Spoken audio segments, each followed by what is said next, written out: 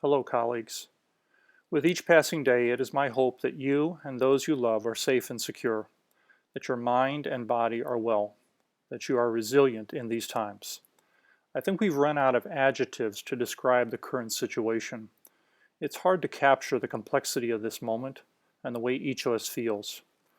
So I want to start with a few short narratives, because in the role I inhabit as teacher and leader and human being, I listen to narratives.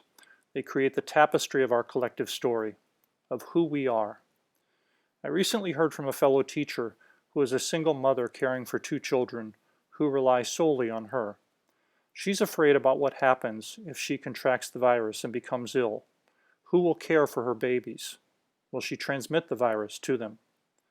I heard from the parent of a teacher who is fearful and who asked what he could do to help make sure his daughter was safe in any return to school. She's an only child, and he and his wife can't bring themselves to think about the unthinkable. I heard from a teacher who is the primary caregiver for her mother, who is concerned about who will care for her mom if she contracts the virus, who will be there for her mother if she must quarantine or be hospitalized, what happens if she passes the virus to her mom. Just 3 stories, and as you know, there are 14,000 of us.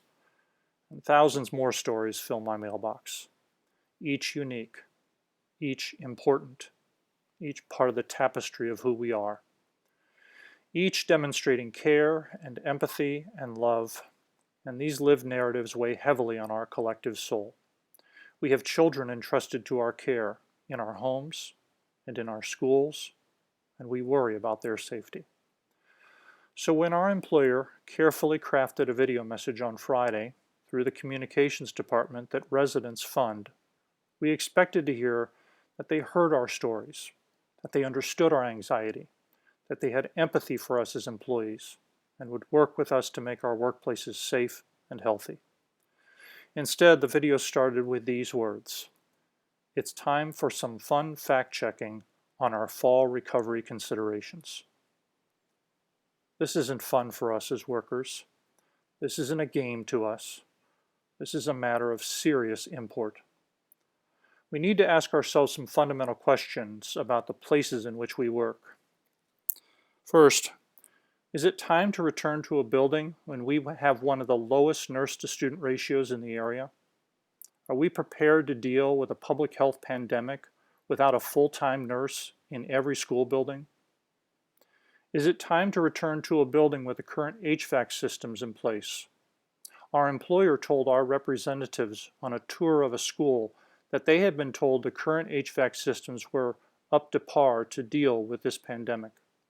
We asked about new filters, and they told us they weren't needed, and then 2 days later told the community there would be new filters. Will the filters remove the airborne virus? What are the scientific metrics we will use to determine when and if it is safe to return to a building? What should the transmission rate be? What should the test positivity rate be? What should the number of cases be? Will we have enough masks for the entire school year for everyone who needs one on any given day? What grade will those masks be? Will we have more building service workers, and will we protect those workers? Will we supply them with the necessary training and supplies and time to do the work effectively? What happens when an employee or a child tests positive for the virus? What are the procedures and protocols in place? How many infections per week in schools is an acceptable level to us? And then there's the other question. It's the question that keeps all of us up at night. What happens when a child or an employee passes from contracting the virus in one of our schools? For good people doing good work, that last one gives all of us pause, because it distills everything. We all want to be back in buildings with students. We want to care for them. We want to laugh with them. We want to smile at them. Above all else, we want to teach and learn with them. But it needs to be safe. It can't be a return to normal. Even before the pandemic, we were underfunded by almost $500 million in Montgomery County, and we as educators carry that load. Now, in the middle of a pandemic, We can't do more with less, because doing more with less will result in infections, serious illness, and the loss of those in our MCPS family. We're not talking about a few $1,000,000 here or there. We are talking about the need for tens of millions of dollars to make our schools safe. And until we do that, I don't know how we can go work in those buildings. I don't know how we can send children into those buildings. We need safe and equitable conditions for starting schools. Testing, high-grade masks, plexiglass, HVAC systems, robust perpetual cleaning, to name but a few. It's not impossible to do these things. That's why we as teachers have been demanding our share of the CARES Act money that sits right here in Montgomery County. But when we asked one council member recently, he told us that he needed to hear that request from the superintendent and the Board of Education, not us.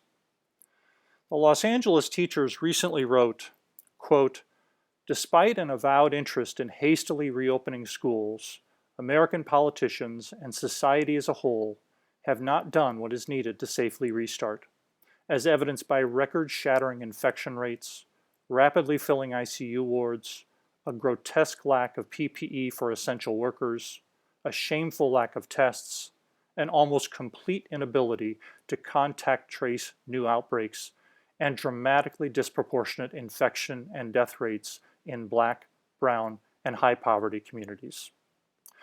They go on to say, "The United States leads the world in the number of coronavirus cases and deaths, and not coincidentally, also leads the world in number of billionaires, per capita energy consumption, prisoners, school shootings, and medical bankruptcy. This is not the setting of community preparedness that serves as the foundation for safe classroom instruction amidst a pandemic." Unquote. On Friday, our employer, the Board of Education, communicated to us through Dr. Smith that, quote, "No one is really forced to do anything. We are an employer, I'm an employee, we all have choices," unquote. That's true. We all do have choices in the end. We chose to be here, to work with children here, to serve a community here, to build a career here, to grow a family here, and to contribute in some small way to making Montgomery County a better place. We chose this because we care deeply about other people's children, and we pour our hearts and our soul into this work. It is serious to us. On Saturday in the New York Times, Rebecca Martinson had an opinion piece published, which I shared on social media. She's a public school teacher in Washington State. In it, she writes, "It isn't fair to ask teachers to buy school supplies. We aren't the government, but we do it anyway. It isn't fair to ask us to stop a bullet. We aren't soldiers, but we go to work every day knowing that if there's a school shooting, we'll die protecting our students. But this is where I draw the line. It isn't fair to ask me to be part of a massive, unnecessary science experiment. I am not a human research subject. I will not do it." We do have choice, and here's my plea to you. Although our employer says there's a choice in employment with MCPS and doesn't follow up with asking us to stay, I will. Here's why.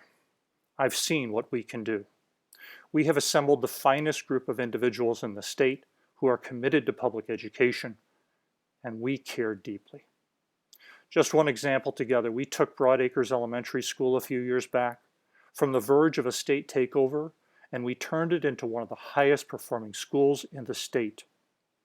We always fight for what our children need, even when it's uncomfortable to those in positions of power.